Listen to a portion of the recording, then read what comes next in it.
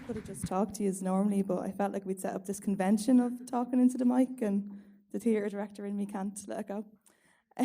So I'll just give you a kind of a brief kind of intro into my own kind of story. I guess the things I've been thinking about just listening to the other panelists is like, for me, I felt that like I always wanted to change the world, basically, as long as I can remember. I was always kind of agitated and upset by things that I could see that weren't equal or weren't just or weren't fair. And I grew up in the south inner city. I grew up just between Fatima Mansions and Dolphin House Flats, and from a really strong kind of working class family. And activism was always a huge part of what we were doing, and it was always a big kind of conversation in the family. But I always felt that I wanted to be able to make art and make beautiful things, as well as to shout about them, and as well as to kind of campaign and stuff. So I kind of realised very early on that I wanted art to be the tool that I would use in my activism. Because I think, I'm kind of figuring this out as I'm saying it to you, but I think for me it was like a thing of that the world is so complex and there's so many opposing truths that go on, that I felt like the best thing that I could do was to be able to show people those opposing truths sometimes, and sometimes all I needed to do was just show things as they were, and that would demonstrate the complexity of it. So it's just expose what's already going on. And my most recent kind of foray into the world of activism in a very major way was when I wrote my blog post before Christmas about an experience that I'd had with Michael Colgan.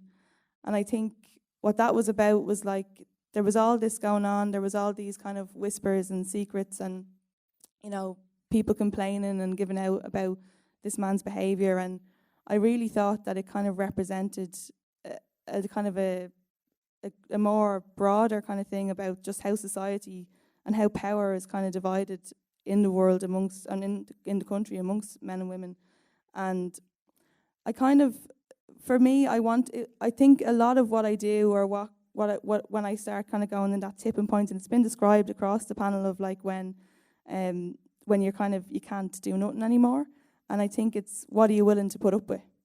And for me, definitely the situation in my own small community with the theatre, with how Michael was behaving, was something that everyone was kind of putting up with, and, you know, giving out about in private, but not being able to actually do anything about it. And in that situation, there really was nothing that could be done. So sometimes I think it's not even about activating people to take action or make change, but actually about creating what that change would actually look like. Because there was no infrastructure, there was nothing. And since I've written that, I think there has been a move towards kind of trying to put something in place there.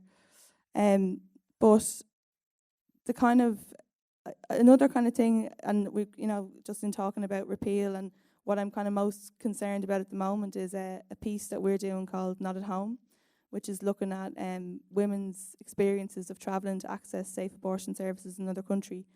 And I think now it feels like we're all kind of moving towards the action. But when Cecily was saying before we started that, like, you know, they all campaigned in 1983 to have this, not have this amendment into the Constitution, it just kind of shows that there's been so long of putting up with this being the situation, you know. And so myself and Emma Fraser, about 2 years ago, we put out a call online for women to contribute their experiences of travelling to access safe abortion services in another country. And what we wanted to do was frame the whole thing around travel, because Emma had travelled in 2013 for an abortion, and all of our, you know, as close friends, we were all kind of involved in the process around it.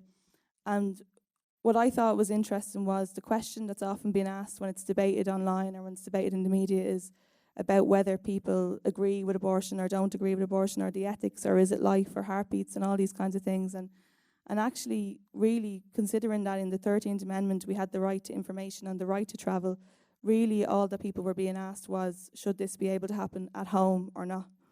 If you accept the reality that lots of people who have the economic means are travelling every day, really all you're being asked is, can they do this at home or not? And then I came across an interesting quote by a Sinn Féin politician who said that, yeah, well, you know, people have to travel, it's no harm, they can get a bit of shopping done while they're over there. And, you know, it was interesting that Eleanor kind of referenced that kind of attitude as well. And I thought, okay, well, do people, that's not a very complex way of looking at it. So with my kind of intention of, as an activist, trying to show the complexity of it, I was like, how could I, you know, speak to that mentality? So we asked women when they wrote to us anonymously online to talk about the consequences of having to travel and what were the things that would have been different if they had been able to have their abortion at home. And the responses that we got were really phenomenal, and they really illustrated to us a level of unnecessary pain that had been going on for, you know, however long, but definitely since this amendment was introduced. But an unnecessary pain that was quite invisible and that hadn't really been seen. So we wanted to make visible these women who travel, kind of in opposition to the kind of statistical, journalistic kind of thing of going 70 women a week, 11 women a day. We're like, where does that kind of goes over people's heads? But if you kind of see these people and hear their experiences, what would that change? And we wanted to highlight the consequences because people seem to think there was a mentality out there like that Sinn Féin TD who was saying that there aren't any real consequences. One of the first stories we got in was from a woman who travelled to Leeds to have her abortion. And when she got there, they asked her, have you had anything to eat or drink? And she said, yeah, I had a cup of tea in the airport. And they said, okay, well, you've had a cup of tea, you can't have the procedure today. We couldn't give you anaesthetic, so you'd have to have it another day. And she didn't actually explain why in her story, but she said she couldn't do that. And there could be so many different reasons why you couldn't come back another day. You know, work, or you could be in an abusive relationship. There could be loads of different things, you know. But that woman decided anyway that she couldn't come back another day, and she had the procedure without anaesthetic in the clinic. And I just thought, I mean, that was one of the first, I think it was maybe the second story that came through when we opened the website. I thought that is so unheard of. Like, that's not the narrative that's been talked about when people are talking about repealing the eighth. And it's a consequence that's massive. Another woman talked about, you know, having a wanted pregnancy and travelling to Liverpool with her husband and getting into the queue and the security on the way home, having had the procedure and being devastated and not being able to have a funeral because she had to come back to Ireland. And the security man opened her bag and lifted up her pyjamas for everyone to see, and they were covered in blood. And she just spoke about the feeling of being so shamed at having this situation that should be at home, of that if she had been in her own bed in her own house, she wouldn't have had that extra humiliation on top of a wanted pregnancy that she was in massive kind of grief. So I think the piece that we kind of made was a piece called Not at Home, which ran on Thomas Street in the Fringe. And the big thing for me was, being from a working class community, I think there's a huge amount of, definitely among my peers and the people I went to school with, like when there's marches, you know, repeal the eighth, there's a sense of like, oh, we're all in this together, and there's a huge groundswell of like people who all think the same. And I think just from my own background of kind of transcending different worlds, from being in the arts world, which is largely kind of middle class, there's a thing of when I go to a march in town, I look at my Facebook feed, it's a load of my friends from school going, what are they all marching for? It's a fucking baby.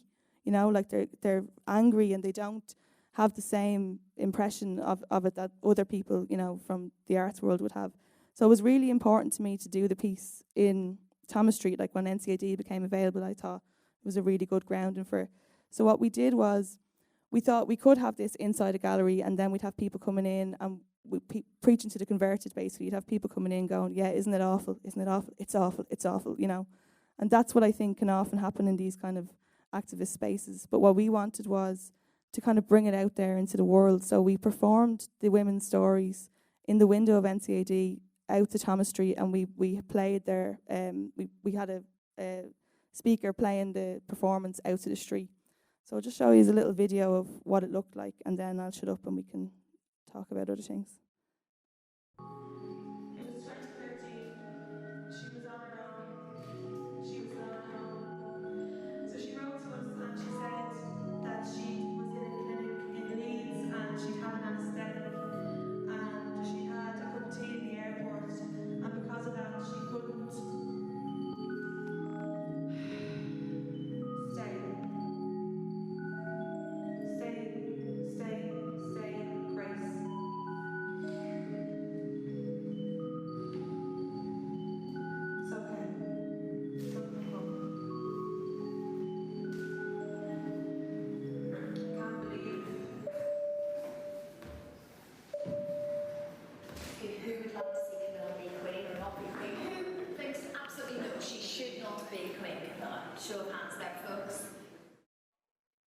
kind of just give you an idea of it. So then the next step for us now is, having done it on, sorry, that looks very promotional. I'm going to just go to a different frame. Yeah, that's arty. Having kind of done it on Thomas Street, my experience was that people were walking by kind of on their way to work or whatever, and they'd kind of stop and tune in and listen. And like, there was one, I remember there was a woman who kind of walked by us, and she's kind of like looking real aggro at us, and then I kind of just started talking directly to her, going, just stay for a second. And she stayed, and she started listening to one of the stories, and she just stood there crying for about 20 minutes.